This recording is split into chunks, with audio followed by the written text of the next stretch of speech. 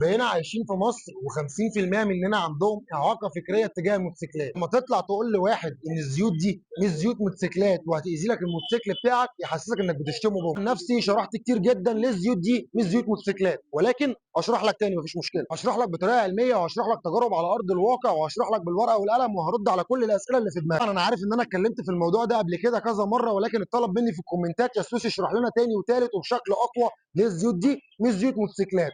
هندخلهم جوه ويلا عشان نبدا شرحنا. بص يا صديقي، واحد، تصميم الموتور عندك. تصميم الموتور عندك ان الجير بوكس والموتور في كارتير واحد اللي بيحملهم زيت واحد، انما عندنا في مواتير العربيات الفتيس لوحده والموتور لوحده. فعلشان كده ما ينفعش ناخد زيوت السيارات نحطها في الموتوسيكل، ولا ناخد زيوت الموتوسيكل نحطها في السيارات. ببساطه جدا يا صديقي، زيوت العربيات اللي هتحطها جوه الموتوسيكل هتعمل لك اكسده عاليه جدا جوه الموتور، ده غير انها مش امنه على الجير بوكس عندك ولا ملفات الكهرباء، لان كل ده بيطول الزيت. ده بند واحد واحنا خلصنا منه. طب نخش في بند اتنين. ادام هي مش زيوت موتوسيكلات، ليه الشركات يا سويسي عملت منها عبوه كيلو؟ ردي على السؤال ده بكل بساطه يا صديقي، ان وارد جدا تكون انت معاك عربيه بتاخد 5 رتل فهتجيب جالون 4 رتل وتاخد معاه لتر صغير، او انت عربيتك بتاخد 3 رتل فلما بتيجي تغير الزيت بيتبقى معاك لتر في الجالون ال 4 رتل، فتيجي المره الجايه يتبقى معاك لتر، المره اللي بعدها يتبقى معاك لتر، فالمره الرابعه تفتح لتر تبقى جملت الجالون وخلصت ايجار الزيت. او الزيت عندك حصل له مشكله او نقص وعايز تزوده،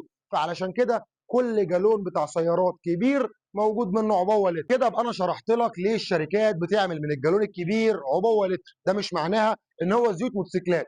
طب انا ازاي يا سويسي اعرف ان ده زيت موتوسيكل وده زيت عربيه؟ يلا عشان اشرح لك دي كمان. اولا، زيوت الموتوسيكل لازم تكون رباعي الاشواط، يعني 40 يعني 4 ستروك، واخد اعتماد من الجاسو، واللي الجاسو ده اللي بيختبر ان الزيت ده امن على الجير بوكس وملفات الكهرباء عندك، وامن على الموتوسيكل سواء انت 150 200 600 سي سي. اي لتر صغير يا صديقي مكتوب عليه جاسو لازم تلاقي بعد منه جاسو ام اي او ام اي 2 او ام بي، وفي الفيديو اللي جاي هشرح لك يعني ايه ام اي وام اي 2 ام بي. احنا خلصنا البند ده كمان، فتعال اقول لك ليه الناس اللي بتحط الشل التقيل والموبل الابيض ما بيحصل لهمش حاجه. بص يا صديقي، انا متفق معاك ان زمان ما كانش فيه الكلام ده، بس ده زمان بدري جدا، ولكن احنا في تطور وتكنولوجيا احدث. يعني انت كنت تصدق ان انا اطلع لك في فيديو وماسك مايك وبكلمك؟ طبعا التطور ده هو اللي بيحافظ لك على الموتوسيكل بتاعك لاطول عمر افتراضي. كمثال، كان الموتور القديم عمره الافتراضي 30 40 60 الف كيلو متر، دلوقتي انت ممكن تقعد لحد 150 الف كيلو متر والموتور في امان. مش معنى كده ان انا بنتقد الشركات دي بعينها، بل بالعكس، الشركات دي عامله زيوت مخصوصه للموتوسيكلات